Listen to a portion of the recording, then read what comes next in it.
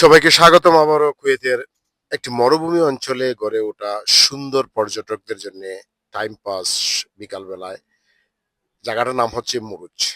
Miss করি ফাতেমা আর আয়েশাকে। তোমাদের আসার উপলক্ষে আবারও শীতকালীন সময়ে সাজানো হয়েছে সেই মুরুজের ইভেন্টগুলি এবং প্রতি সপ্তাহে একটি মিলন মেলার সমাহার এখানে দৃষ্টিনন্দন সেই জায়গাতে।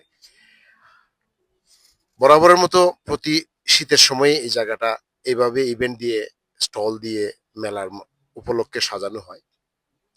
এখনো হয়ে গেছে শুরু, সপ্তাহের শেষ দিনে মোটামুটি জমজমাট এখন হয়, আর বাকি দিনগুলি হালকা।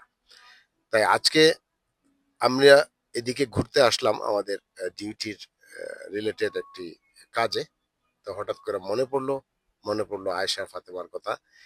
গত সফরে তোমরা এসেছিলে সামার সিজনে, তাই এই জায়গার এই সুন্দর পরিবেশ আর মনোরম দৃষ্টিনন্দন পরিবেশটা তোমাদের এনজয় করা হয় নাই। সো এবার সফরটা তোমাদের ঠিক সময়ে হবে ইনশাআল্লাহ।